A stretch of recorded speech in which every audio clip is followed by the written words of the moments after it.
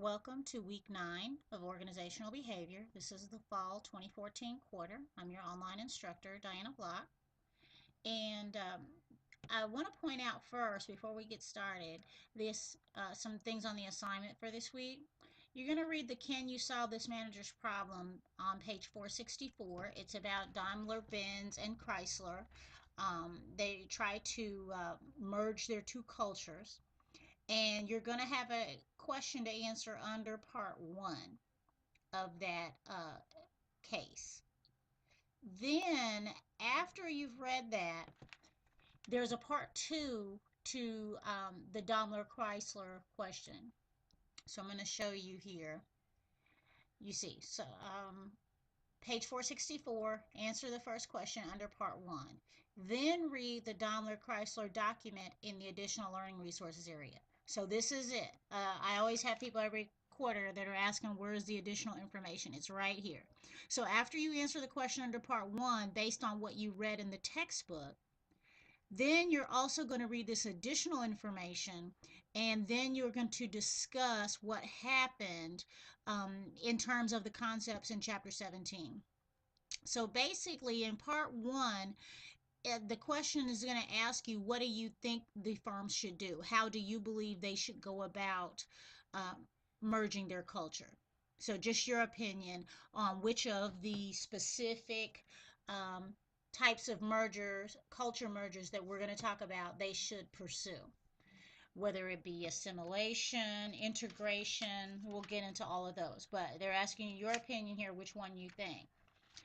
Then, when you read the additional information down here, it's going to ask you to discuss what actually did happen.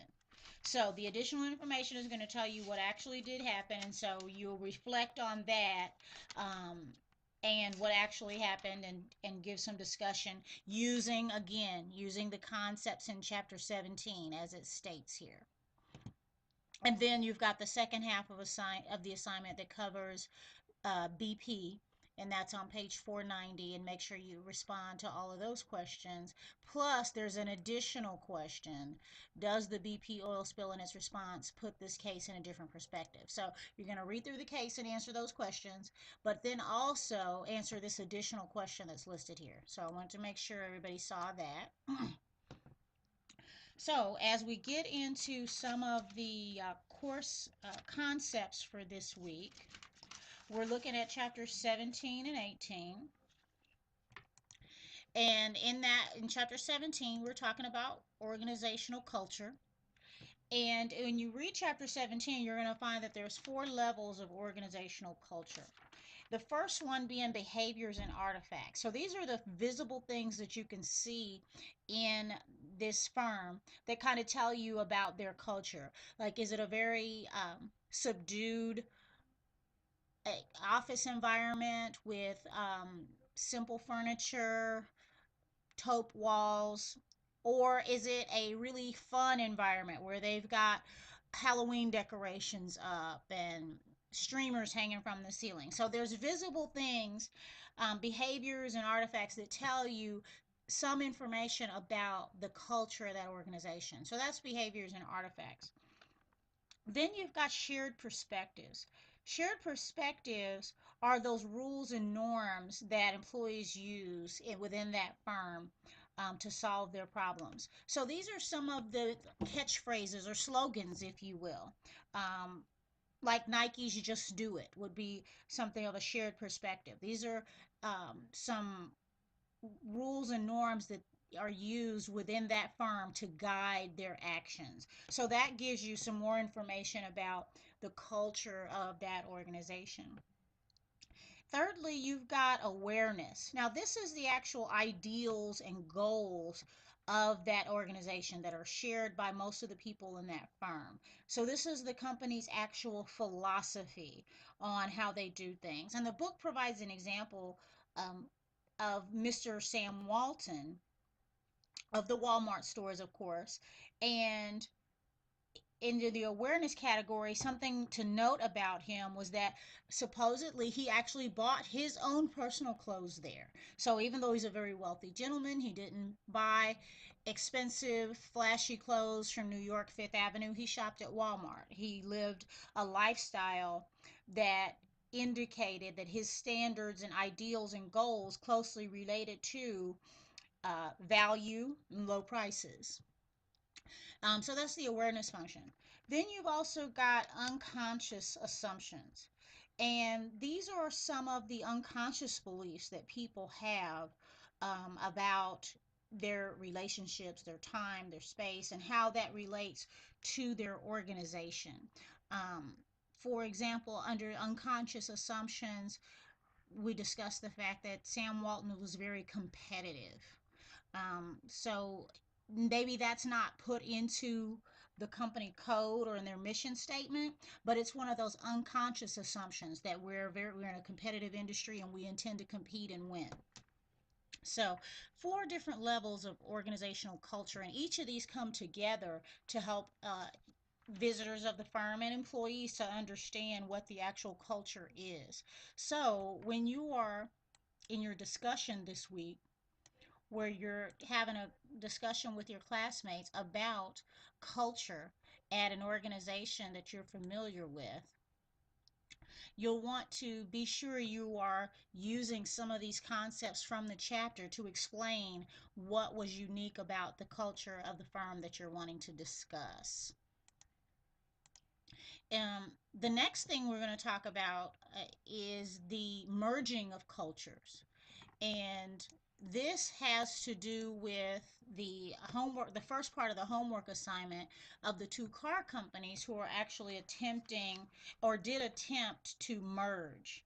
And there are four different ways that the textbook discusses that you could go about attempting to merge two different cultures, and one of them being assimilation. The assimilation means that one of the firms is going to assimilate into the other firm. Usually, the firm that has been acquired is going to just assimilate to the culture of their acquirer. So, for example, maybe when Sprint and Nextel merged, basically Nextel became Sprint. This Nextel culture became Sprint culture. Um, and so the Nextel people just kind of folded themselves into the Sprint way of doing things. That would be an example of assimilation. One culture just gives up their culture and becomes the other one. Now, you could have also integration, and in integration, this is when the firms want to try to maintain some of their own culture, but they're going to kind of combine the best of both. Each culture changes some, but each culture stays the same some as well. So they kind of form a new culture that's a combination of the two. So they're integrating the two culture. Sometimes it's not going to work out and there's going to be a separation because the acquired firm is wants to be independent, is not willing to or able to assimilate. um, they don't have the flexibility to integrate, so they become two firms that actually have two separate cultures, two separate identities. That's a separation. um, and then a deculturalization is when a firm that is acquired um, doesn't really want to adapt their own culture or the culture of their acquirer, and so it kind of disintegrates entirely. There's a lot of problems in the firm. It's basically a destructive situation where the whole company kind of comes down because neither firm is able to really work together in any sense. So those are the different things you may see as far as when firms are trying to merge. And when you look at the car company case, you're going to be able to identify, once you've done the complete reading of the chapter, you'll be able to identify what those car companies are attempting to do, which of these four they're attempting to do. And then when you read the additional information, you'll be able to find out what actually happened. and discuss those. So we have a couple more minutes. So I want to talk a little bit about change, which is in chapter 18. Chapter 18, you're going to talk about change in organization, which changes happen. And there are three different types of systemic change that could occur in an organization. Could be a change of just company strategy, which means we're just going to change some of the structures and processes. Maybe we're going to redesign how we do some things. And so that's just a change in strategy, and that happens. We might also have a change of organizational power and decision making. So this is when new people come in, a new CEO or new leadership in general comes in, and the person who or the group who is making decisions and controlling the resources has changed. And or it could be an actual change of the culture of the firm, which we talked in an earlier slide about culture. So they were talking about our actual patterns of interactions, and our mutual meanings and understandings can fundamentally change.